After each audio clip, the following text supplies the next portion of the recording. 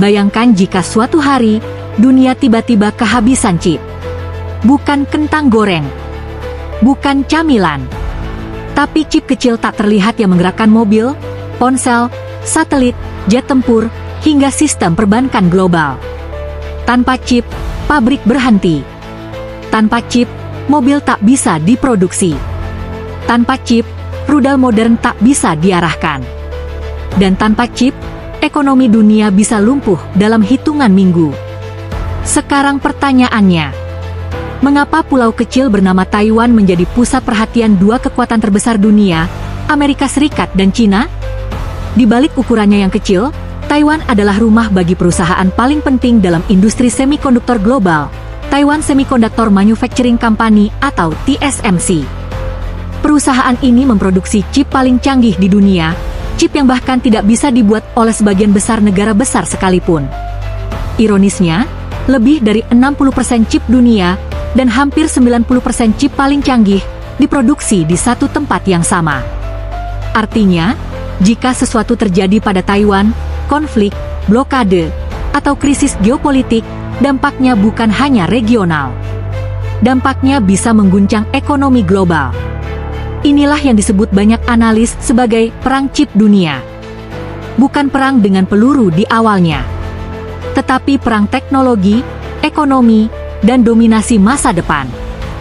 Pertanyaannya sekarang, apakah Taiwan benar-benar sekadar isu politik antara Cina dan Amerika? Atau sebenarnya ini adalah perebutan kendali atas jantung teknologi abad ke-21? Jika abad ke-20 dikuasai oleh minyak, maka abad ke-21 dikuasai oleh semikonduktor. Dulu, negara yang mengendalikan sumber energi seperti minyak mentah memiliki pengaruh geopolitik besar. Krisis minyak bisa mengguncang ekonomi global. Perang bisa pecah karena energi. Namun hari ini, kekuatan tidak lagi hanya soal bahan bakar, tetapi tentang data, komputasi, dan kecerdasan buatan. Dan semua itu berjalan di atas satu fondasi yang sama, chip. Chip semikonduktor adalah otak dari hampir semua teknologi modern. Smartphone, mobil listrik, jaringan 5G, satelit militer, drone, hingga sistem pertahanan rudal, semuanya bergantung pada komponen kecil ini. Tanpa chip, pesawat tempur generasi terbaru seperti milik United States Department of Defense tidak akan berfungsi optimal. Tanpa chip, perusahaan teknologi seperti Apple Inc. atau Nvidia tidak bisa mengembangkan perangkat dan AI generasi berikutnya. Bahkan sistem keuangan global pun berjalan di atas server dan pusat data yang dipenuhi prosesor canggih. Karena itulah, chip bukan lagi sekadar komponen elektronik. Ia telah berubah menjadi aset strategis. Dan disinilah masalahnya mulai muncul. Produksi chip bukanlah proses sederhana.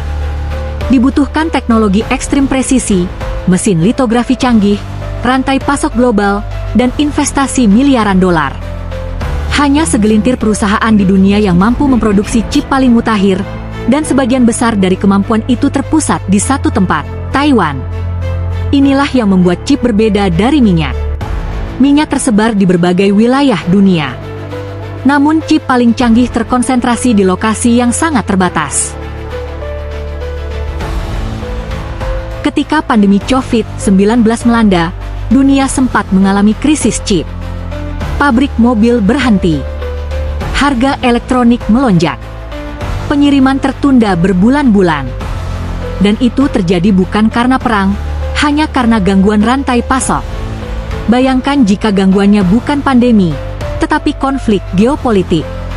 Amerika Serikat menyadari bahwa dominasi teknologi adalah kunci mempertahankan kekuatan globalnya. Sementara Cina melihat penguasaan chip sebagai syarat mutlak untuk menjadi kekuatan super sejati. Karena di era kecerdasan buatan dan komputasi kuantum, siapa yang menguasai chip, pada dasarnya menguasai masa depan. Inilah alasan mengapa persaingan ini tidak lagi sekadar dagang biasa. Ini adalah perlombaan teknologi. Ini adalah pertarungan pengaruh global. Dan di tengah semua itu, Taiwan berada tepat di garis depan. Secara geografis, Taiwan hanyalah pulau dengan luas yang tidak terlalu besar. Namun secara strategis, posisinya luar biasa penting. Taiwan terletak di jalur yang disebut First Island Chain, garis pertahanan alami yang membentang dari Jepang, Taiwan, hingga Filipina. Bagi Amerika Serikat, wilayah ini adalah benteng untuk membatasi ekspansi militer Cina di Pasifik. Bagi Cina, Taiwan adalah pintu gerbang menuju dominasi maritim dan simbol kedaulatan nasional yang belum selesai.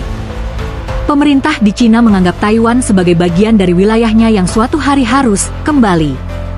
Sementara Taiwan memiliki pemerintahan sendiri dan hubungan informal yang kuat dengan United States serta sekutu barat lainnya. Ketegangan ini sebenarnya sudah berlangsung puluhan tahun. Namun situasinya berubah drastis ketika Taiwan menjadi pusat produksi chip paling canggih di dunia. Perusahaan seperti Taiwan Semiconductor Manufacturing Company atau TSMC memproduksi chip 5 nanometer dan bahkan lebih kecil, teknologi yang sangat sulit ditiru. Chip ini digunakan untuk kecerdasan buatan, superkomputer, sistem pertahanan, dan perangkat generasi terbaru. Masalahnya adalah, bahkan perusahaan teknologi Amerika pun bergantung pada produksi di Taiwan. Begitu juga dengan banyak perusahaan Cina. Artinya, Taiwan bukan hanya isu politik. Ia adalah simpul kritis dalam rantai pasok global. Jika terjadi konflik militer di Selat Taiwan, dampaknya tidak hanya regional. Pengiriman chip bisa terhenti total. Pasar saham global bisa anjlok. Industri otomotif, teknologi, hingga pertahanan bisa terguncang. Karena itu, banyak analis menyebut Taiwan sebagai titik paling berbahaya di dunia saat ini. Namun perang modern tidak selalu dimulai dengan tank dan rudal. Perang bisa dimulai dari pembatasan ekspor, sanksi teknologi, atau larangan penjualan mesin pembuat chip. Amerika Serikat telah membatasi akses Cina terhadap chip canggih dan mesin litografi ekstrim ultraviolet, EUV.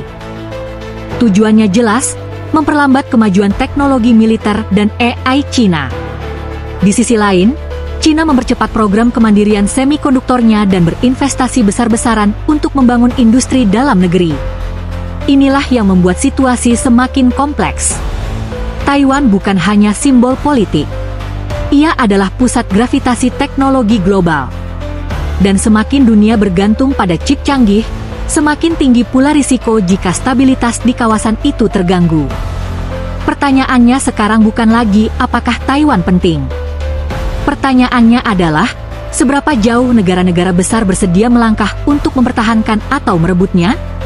Karena dalam sejarah, ketika kepentingan ekonomi, militer, dan nasionalisme bertemu di satu titik yang sama, ketegangan bisa berubah menjadi sesuatu yang jauh lebih besar. Jika Taiwan adalah titik pusatnya, maka Amerika dan Cina adalah dua kekuatan besar yang sedang bermain catur di sekelilingnya. Bagi United States, dominasi teknologi adalah fondasi kekuatan globalnya. Silicon Valley, perusahaan AI, industri pertahanan, hingga sistem finansial digital dunia, semuanya bertumpu pada keunggulan komputasi. Dan keunggulan komputasi bergantung pada chip paling canggih. Karena itu, Washington mulai mengambil langkah agresif.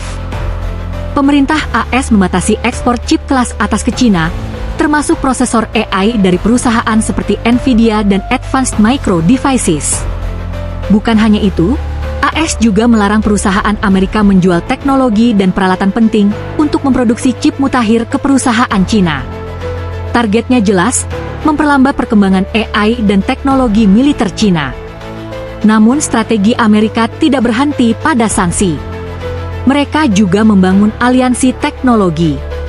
Bersama Jepang dan Belanda, dua negara yang memegang teknologi mesin litografi dan komponen presisi, AS mencoba membatasi akses Cina terhadap mesin paling vital dalam produksi chip canggih.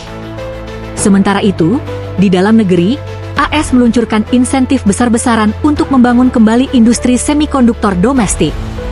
Perusahaan seperti Intel mulai membangun pabrik baru di Amerika. Taiwan Semiconductor Manufacturing Company bahkan mendirikan fasilitas produksi di Arizona sebagai bagian dari strategi diversifikasi. Tujuannya satu, mengurangi ketergantungan pada Taiwan dan memperkuat keamanan nasional. Di sisi lain, Cina melihat pembatasan ini sebagai upaya menahan kebangkitannya. Sebagai respons, Beijing menggelontorkan investasi ratusan miliar dolar untuk mengembangkan industri chip dalam negeri. Perusahaan seperti Semiconductor Manufacturing International Corporation menjadi tulang punggung ambisi tersebut.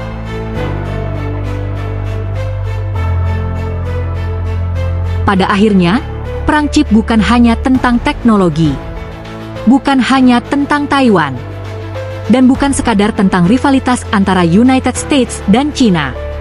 Ini tentang masa depan dunia yang semakin digital. Setiap notifikasi di ponsel kita, setiap transaksi online, setiap sistem AI yang membantu pekerjaan manusia, semuanya bergantung pada benda kecil bernama semikonduktor.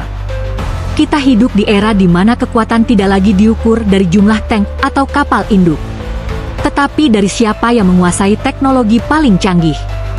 Taiwan mungkin terlihat kecil di peta, namun dalam sistem global hari ini, ia adalah jantung yang memompa darah digital ke seluruh dunia. Dan pertanyaannya sekarang bukan hanya siapa yang akan menang dalam perang chip, tetapi apakah dunia mampu mengelola persaingan ini tanpa menghancurkan fondasi yang menopangnya?